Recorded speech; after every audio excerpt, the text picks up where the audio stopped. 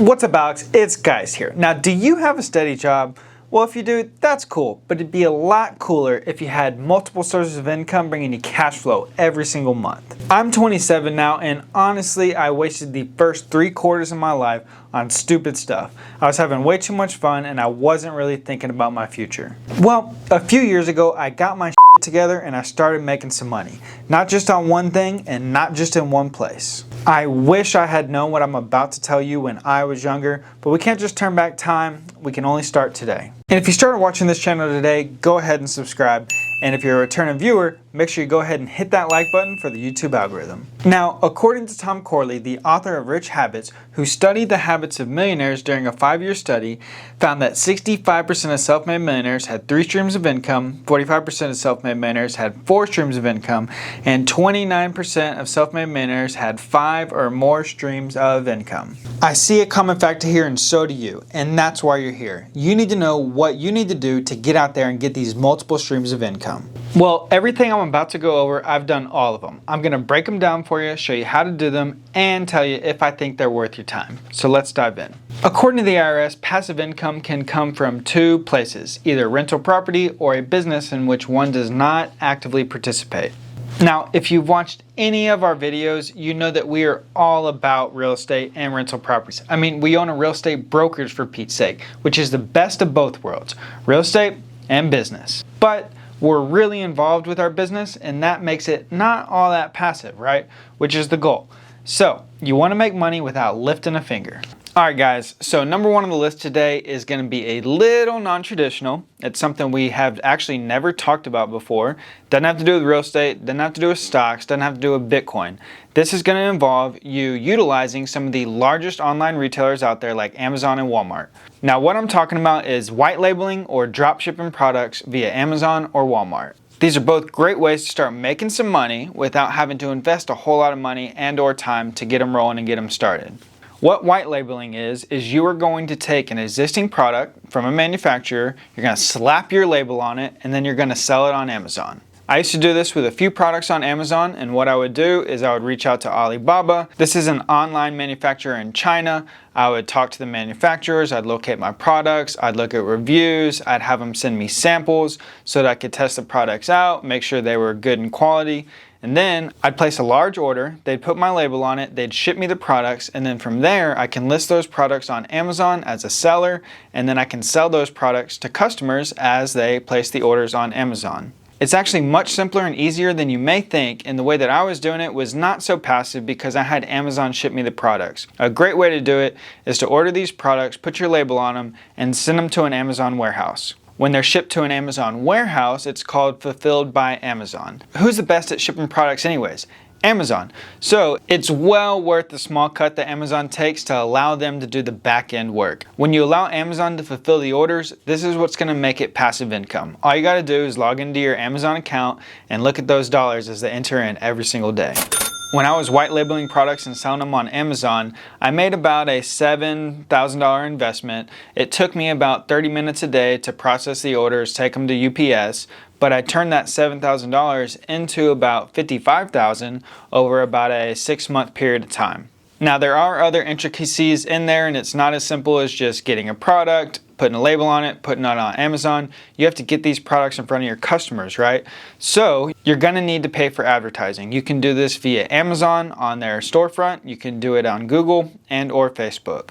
Now, the other method is to drop ship. This is a little bit more of a passive method. You're gonna make a lot less than you would if you white labeled. However, if you do it at scale, it's gonna add up a lot and you're gonna make a good amount of money. Dropshipping is essentially what we do when we wholesale real estate. We never actually buy the product, but we get it at a cheaper price. We mark the price up for the end buyer.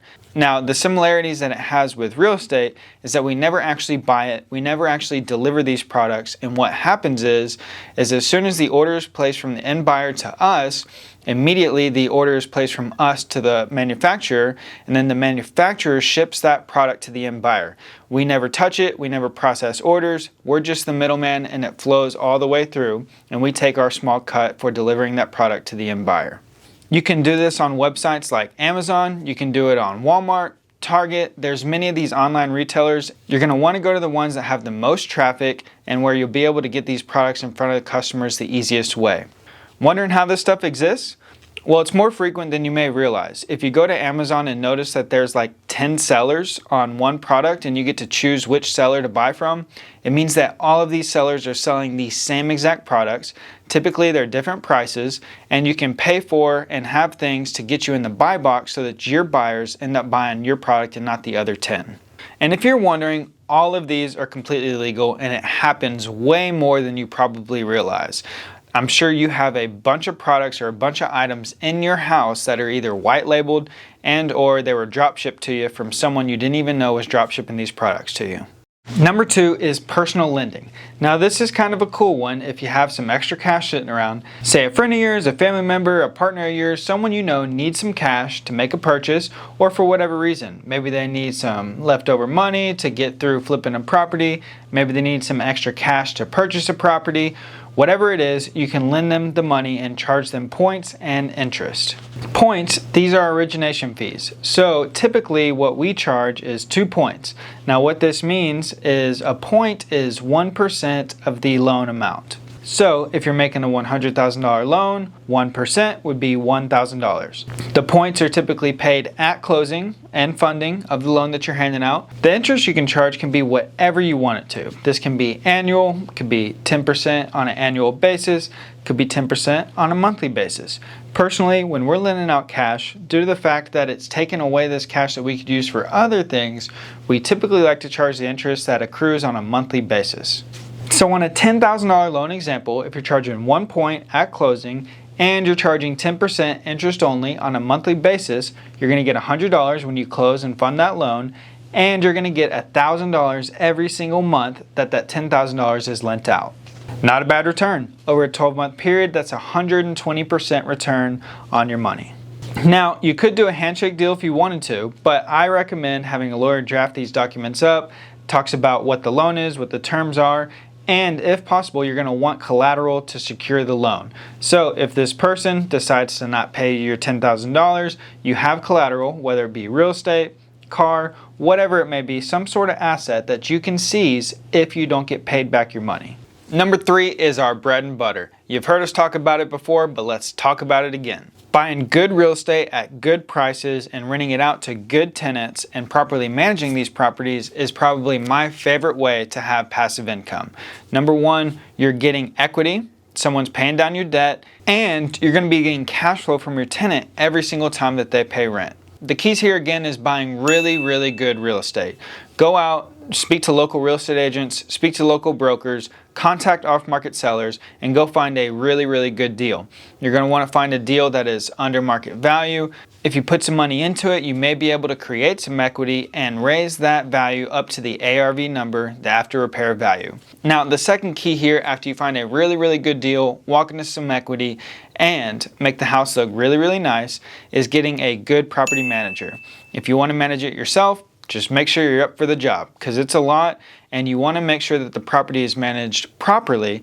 That way the tenant is taken care of, you're not worried about the maintenance, things are stayed on top of, and you're making sure that you get your cash flow every single month. The property manager is going to take a cut of that. It's going to be a small cut, but just like in step number 1 with Amazon, it's what they do. They manage a lot of properties, they're experts, so let them do their job, and it's well worth the headache, because otherwise it wouldn't necessarily be a passive investment. Now, I know I'm talking to all of us that are in our 20s, but it is very possible for you to buy a house and multiple houses even if you don't have all the money in the world saved up.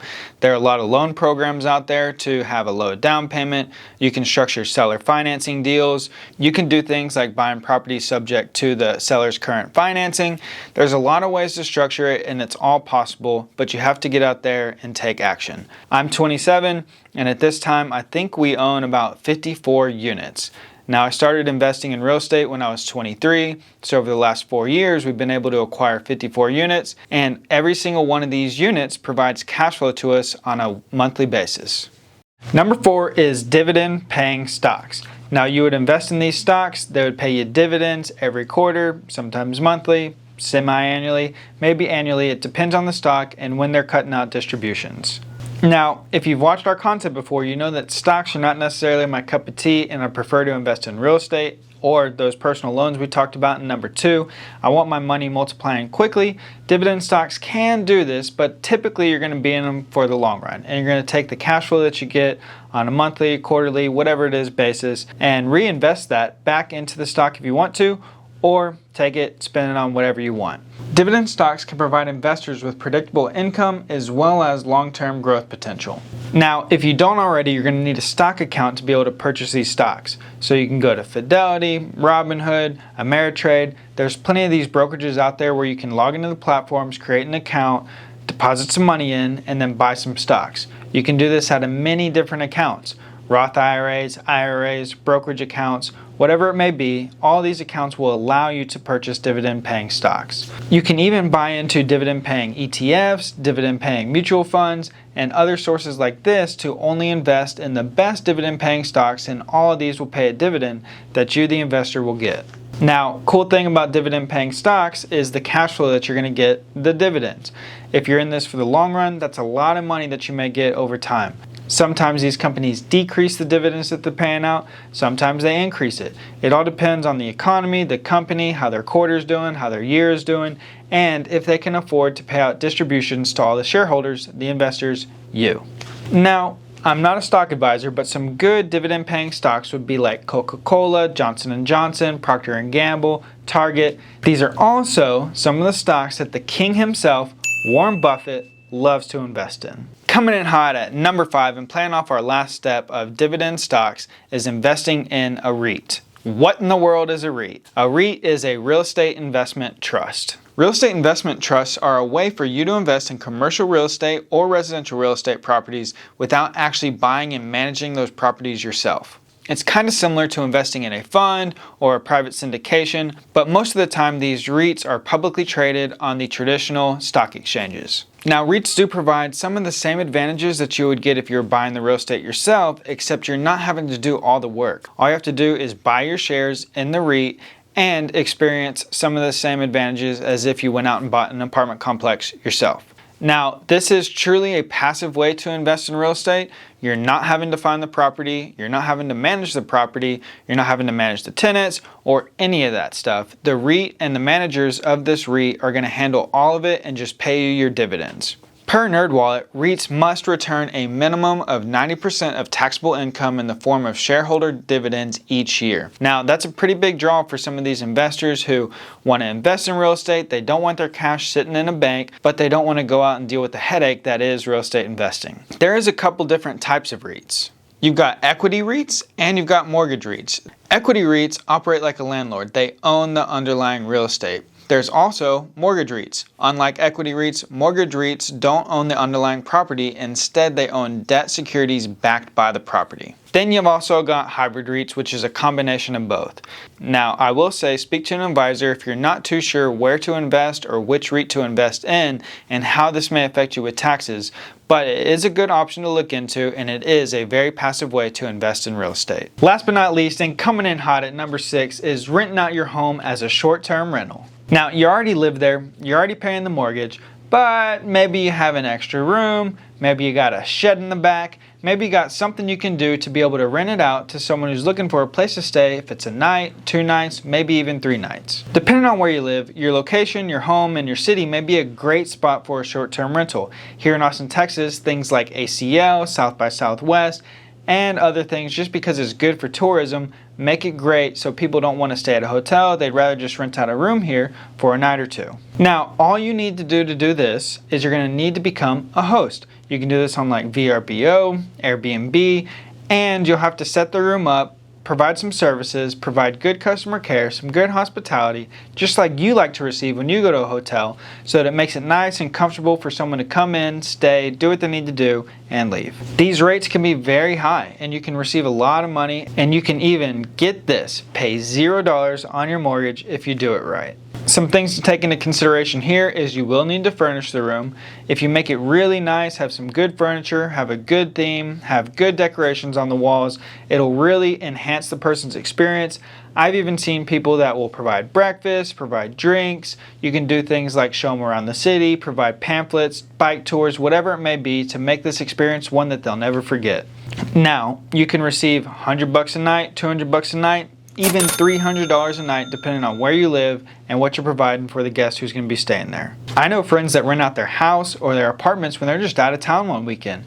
Why not? It's just sitting there vacant. Why not earn $600, $900, even $1,000? Now you're ready to make some money, right? Choose one, choose them all. It doesn't really matter, but just get started today. What are you waiting for? Well, you're probably waiting for this video to end. Well, before you go ahead and drop a comment below with the stream of income that you're most excited to get started with. And if you have any questions at all about anything we went over today, drop it in the comment below as well, and I promise to make sure to respond to it personally myself. Thanks again for watching today. Do not forget to become a subscriber, and I can't wait to see you in the next one.